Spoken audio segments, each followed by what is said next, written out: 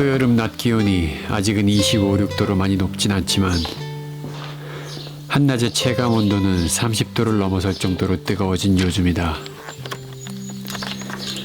우리 집에선 사실 해가 내리쬐는 더운 날도 좋고 비가 내리는 흐린 날도 좋다.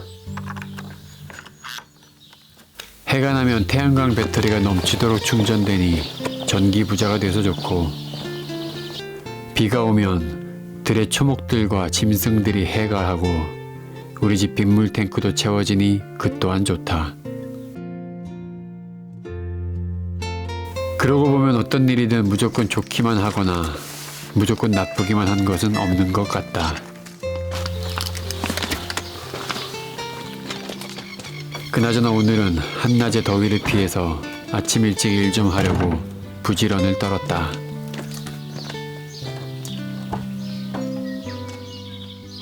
우리 집 뒤편의 소나무 숲에 쓰러진 나무를 가지러 가야 하는데, 올라가는 길이 예전에 큰 비로 유실된 부분도 있고 차가 올라가긴 좀 가파르다.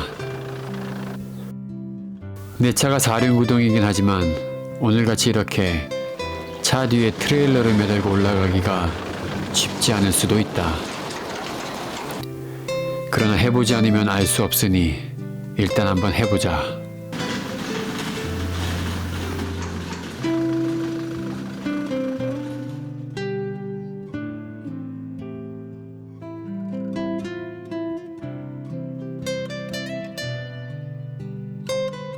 그 전에 먼저 펜스 수리에 필요한 목재들을 중간에 내려놓고 작업을 하러 올라갈 계획이다.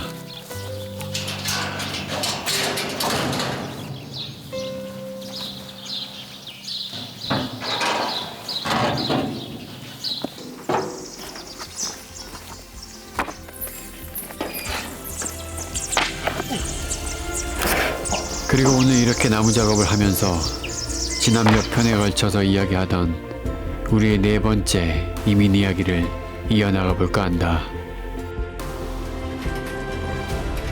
내가 지금 여기 오기까지 넘어야 했던 많은 산들, 그리고 앞으로 넘어야 할 크고 작은 산들에 앞서 오늘 내 앞에 마주한 이 작은 언덕이나 무사히 넘었으면 좋겠다.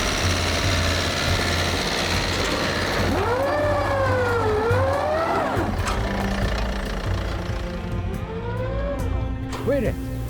그러려면 중간에 멈추면 안 되는데 바퀴가 어디에 걸렸는지 멈춰버렸고, 난 앞으로도 뒤로도 가기 어려운 상황에 놓여버렸다.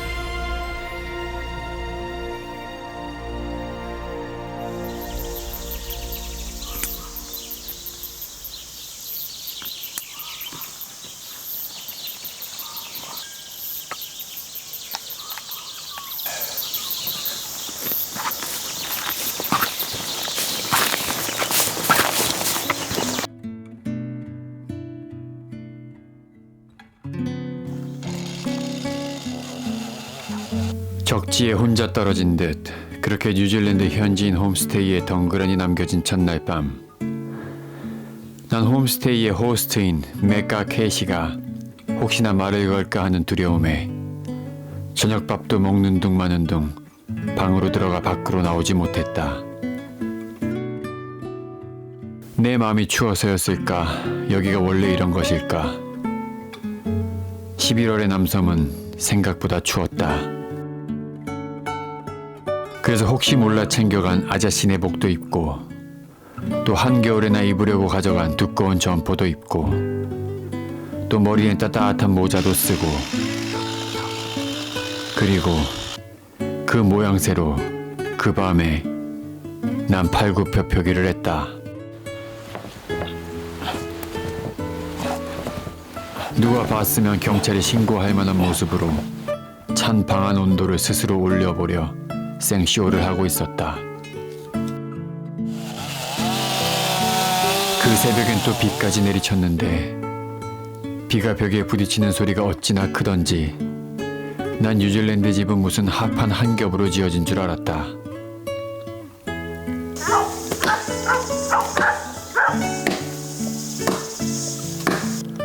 평화롭고 따뜻한 남쪽 나라로만 상상했던 뉴질랜드에서의 첫날 밤. 난 추위와 배고픔 그리고 벽을 때리는 빗소리에 잠을 이루지 못했다.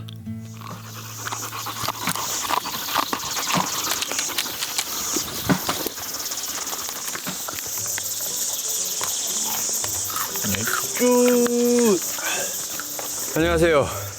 여기 오늘 아주 덥습니다. 저희 집 뒤가 여기가 소나무 밭입니다. 소나무 밭인데 며칠 전에 여기서 이 소나무 큰 거 말고 작은 것들 사이사이에 있는 것들을 솎아준다고 하나요? 쓰러뜨려 놓고 갔습니다. 그 자기네들 쓸 수 없는 소나무들을. 그래서 그게 저희한테는 또 장작으로 필요하기 때문에 저희가 오늘은 나무 잡는 작업을 하고 있습니다. 안미는 먹는 작업을 하고 있습니다. 먹는 게 먹는 작업.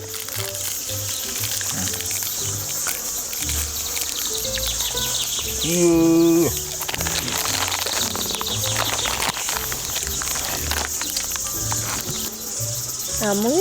이거 먹. 트위도 안 먹어? 먹어요. Good boy. 악수.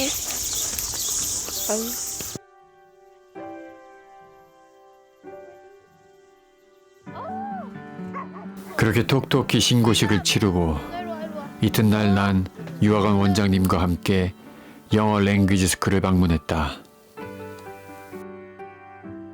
그곳 원장님인 듯 보이는 사람과 유학원 원장님이 몇 마디 말씀을 나누더니 단순히 둘러보는 줄로만 알았던 그곳에서 난 바로 레벨 테스트를 받게 되었다. 그리고 그날 깨달았다. 수능 영어 시험에서 그래도 반타작이나 할 수 있었던 건 순전히 나의 찌끼빨이었단 사실을 말이다.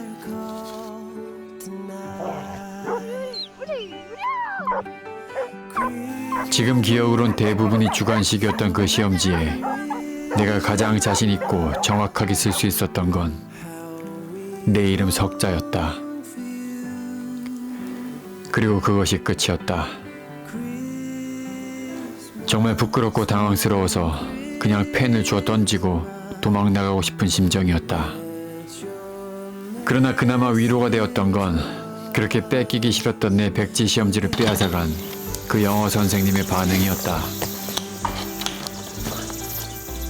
내게 무슨 말씀을 하시는지 알아들을 순 없었으나 내 눈을 바라보며 뭐라 말씀하시는 그 표정에서 난 왠지 모를 편안함이 느껴졌다. 어쨌든 테스트 결과는 금방 나왔고 이번에도 나의 촉은 빗나가지 않아서 난 가장 초급반 엘리먼트리 반으로 배정이 되었다. 오, 좋아. 온다. 아무런 마음의 준비도 없이 끌려 들어간 그 초급반에는 약 4~5명의 학생이 앉아 있었는데 얼굴들이 꽤 어려 보였다. 알고 보니 그들은 모두 한국에서 골프 유학으로 온 이제 14~15살 정도의 한국 중학생들이었던 것이다.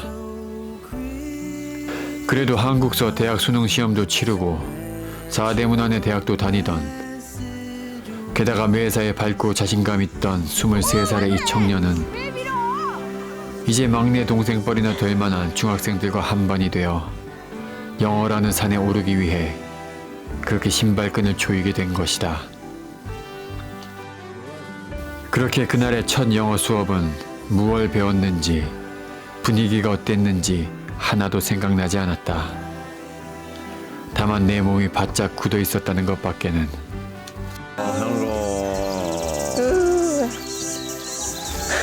짝짝짝 해줘. 오, 짝짝짝. 내려가야지. 아빠 도전. 도전. 자. 오케이. 난생 처음 외국에서 혼자 버스를 타고 홈스테이 집으로 돌아오는 차 안에서 난 엄청 긴장을 했다.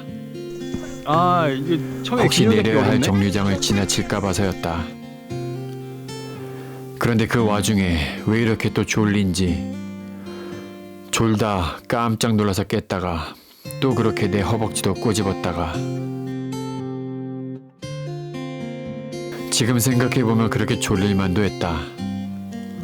전날 밤엔 혼자 두꺼운 옷 입고 팔굽혀펴기 한다고 생쇼를 하면서 잠 못 잤지. 오늘은 못 알아먹는 영어 수업에서 하나라도 알아들어 볼 기라고 오감을 집중해서 아는 척하며 앉아있어야 했으니 긴장이 풀린 차 안에서 졸음이 밀려오는 건 당연한 일이었다. 다행히 정류장을 지나치지 않았고 버스에서 제대로 내렸음에도 불구하고 나에겐 또다시 어떤 불안함이 밀려오고 있었다. 집에 가면 홈스테이 호스트인 맥과 캐시를 마주해야 하는 부담감이 밀려왔기 때문이었다. 그들은 말 좀 안 걸었으면 좋겠는데 틈만 나면 무슨 말을 그렇게 걸어왔고 그들의 한국어 실력보다 그래도 내 영어 실력이 좀 나으니 쥐똥만한 영어로 답변을 하려고 멍청한 표정과 말투로 머리를 쥐어짜야 하니 그것이 두렵고 힘들어서 긴장할 수밖에 없었다. 좋아. 다행히 돌아온 집에는 아무도 없었고 난 내 방으로 들어와 가방을 던져놓고 그대로 침대에 누워 잠이 들어버렸고 얼마나 잠들었을까. 난 누군가 나를 부르는 소리에 잠이 깼다. Excuse me. Hello. Hello. G'day, mate. How's it going? How was your school today, mate? 예. Would you like to come with me to pick Kathy up in town? 예? Would you like to come with me? 소리? Would you like to come with me to meet Kathy in town? Would you like to come with me? Okay, I'm gonna go to town to pick Kathy up. Would you like to come with me? You just come with me. 어디 가요? 어디? 나무가 생각보다 무거워. 어쨌든 이렇게 영어 학원에서의 테스트를 통해서 또 집에서 현지인과의 대화를 통해서 수능 점수로는 제대로 평가될 수 없었던 나의 진짜 영어 실력을 점점 알아가게 되었다. 새 포도주는 오래된 가죽 부대에 담지 말고 새 부대에 담으라는 성경의 말씀처럼 난 내가 한국에서 공부했던 기존의 학습 방법이 잘못되었음을 알게 되었고 실제로 써먹을 수 있는 나만의 공부 방법을 찾고자 이리저리 부딪히며 또 실수하며 열심히 공부했다. 덕분에 비교적 짧은 시간에 같은 반이었던 그 중학생 아우들의 부러움을 한 몸에 받으며 난 상급반으로 진학할 수 있었고 이제 입을 겨우 떼 원어민과 몇 마디 대화가 통하는 것이 무슨 대단한 일인 양 우쭐해하기도 했다. 그렇게 익지 않은 벼처럼 고개를 들고 다니던 내게 나의 현실을 다시 한번 알게 해준 일이 일어났다. 그것은 얼마마다 한 번씩 있는 그 영어 학원의 수료식이었는데 수료식이면 졸업생마다 한 명씩 나와서 그동안의 소감을 영어로 말하는 기회가 주어졌다. 난 그때 머리를 한 대 맞은 것 같은 충격을 받게 되었다. 그 수료생들 중에는 곧 현지 대학으로 진학을 하는 학생들이 있었는데 물론 나와 클래스가 달랐지만 소감을 말하는 그 입에 모타를 달았는지 자기 생각을 거침없이 영어로 뱉어내는 그들을 바라보며 난 축하와 부러움보단 어떤 좌절 같은 감정을 느꼈다. 난 지금도 힘들어 죽겠는데 도대체 얼마큼 공부를 하고 더 연습을 해야 저렇게 말할 수 있단 말인가. 같은 반이던 중학생들보다 조금 빨리 한 단계 진급한 것이 무슨 큰일이라도 되는 양 어깨에 뽕을 넣었던 내 모습이 너무 부끄러웠고 실망스러웠다. 그들과 비교되는 내 영어의 현실을 보면서 난 저렇게 될 수 없을 것만 같다는 좌절과 실패감에 휩싸이게 된 것이었다. 영어 공부에 어떤 동력을 잃어버린 것 같은 마음에 손이 풀려 공부도 안 되고 의지도 점점 약해져갈 무렵 난 나의 그런 마음을 담아 어머니께 편지를 보냈고 어머니는 내게 답장을 보내셨다. 그 어머니의 편지 중 일부를 여러분께 소개하려 한다.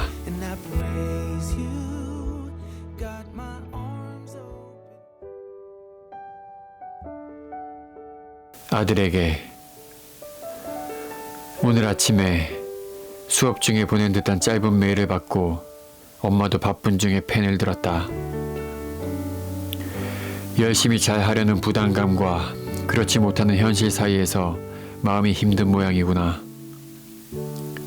처음에 가서 영어에 대한 절대의 필요성과 새로운 나라에 대한 기대감으로 근신하고 열심히 했고 또 노력했던 것만큼 성과도 나타나 재미있었는데 이제 어느 정도 언어 소통이 되기도 하고 조금 어려운 단계로 접어들면서 진도가 눈에 나타나지 않은 것 같아 힘이 빠지는 침체기인 것 같구나.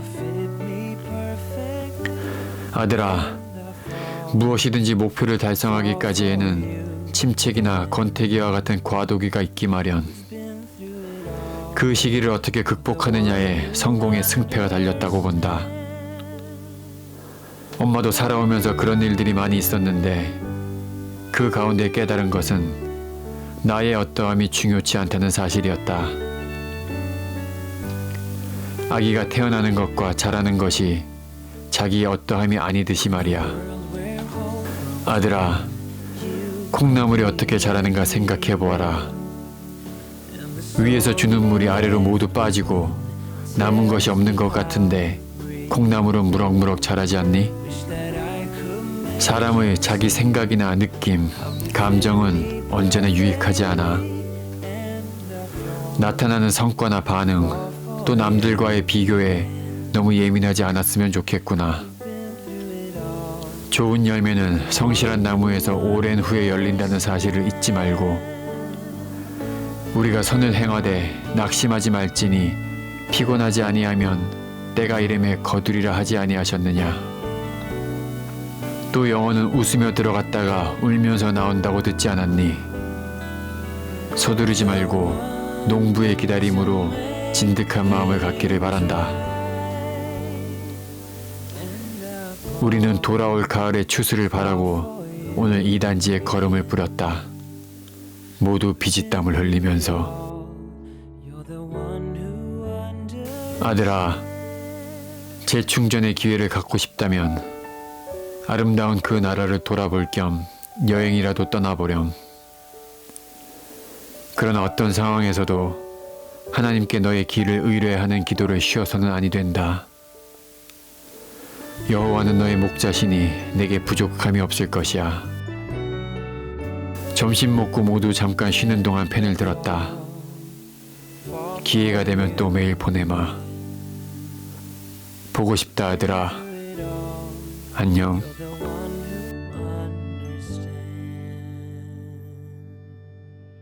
부자 되세요. 여러분, 오늘 드디어 이렇게 나무를 또 한 트레일러 마무리했습니다. 올 겨울을 위해서 이렇게 한 트레일러 나무를 주셔서 감사합니다. 여러분 수고 많이 하셨습니다. 네, 수고하셨습니다. 수고하셨습니다. 수고하셨습니다.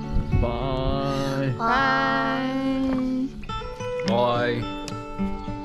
이제 수레 나무 싣고 내려가도록 하겠습니다. 안전하게 잘 내려갈 수 있도록 여러분 응원해 주십시오. 출발합니다.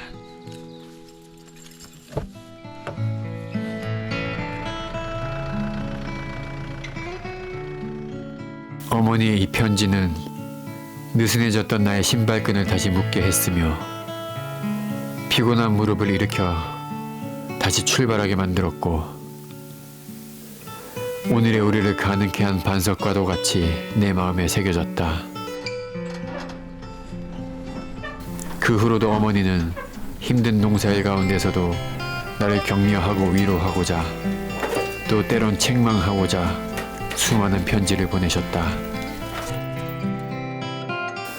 20여 년 전 젊은 청년 아들에게 보낸 내 어머니의 편지가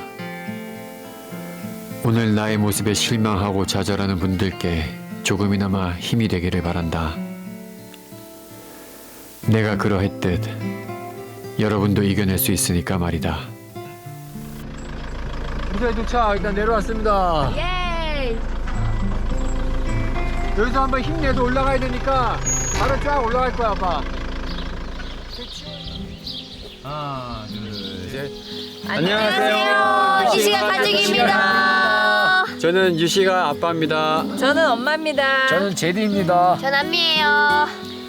오늘 지금 여기는 12월 26일입니다. 아직 새해까지는 며칠 더 남았습니다만은 여러분들이 저희를 보실 오늘 지금 그곳은 올해 마지막 날인 12월 31일이 될 것 같습니다. 여러분들의 2023년 어떠셨나요?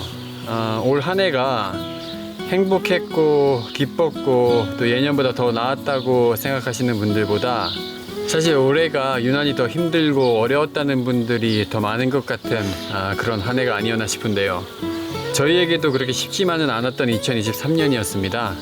여러 가지 일들 가운데서 저희 영상을 정주행하신 분들은 아시겠지만은 저희의 사랑하는 어머니, 아이들의 사랑하는 할머니께서 하늘로 올라가시는 그런 일이 저희에게 있었고 저희에겐 올해 한 해가 특별히 쉽지 않았던 해로 기억이 될 것 같습니다. 그런데 또 그렇게 쉽지 않은 일만 있었던 건 아니고요. 유튜브를 도전을 했고 그리고 생각지 못할 만큼 많은 분들의 관심과 사랑을 받으며 성장을 했었던 어찌 보면 희망의 한 해가 됐기도 했습니다. 엄마의 유산이라는 영상에서 독자 한 분께서 댓글을 남겨주셨었는데요. 어머니께서 구독자님들을 유산으로 남기셨다는 말씀이었습니다. 그 말씀이 제게 기억에 많이 남는데요.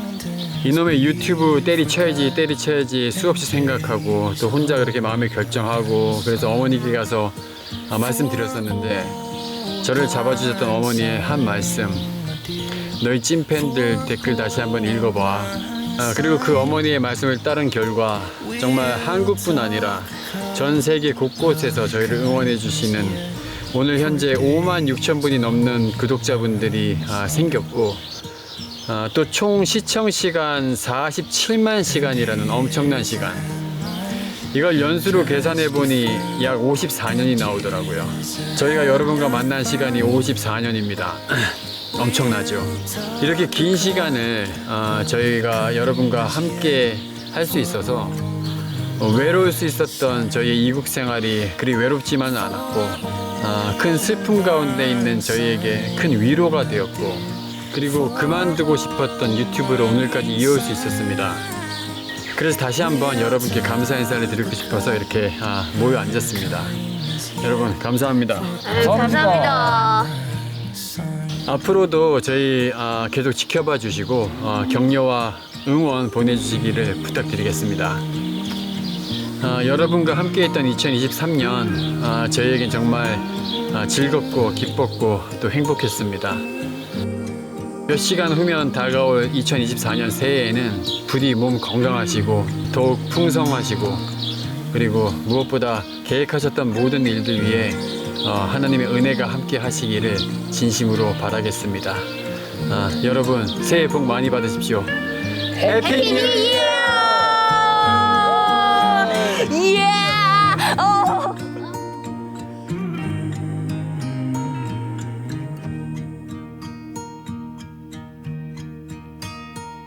Should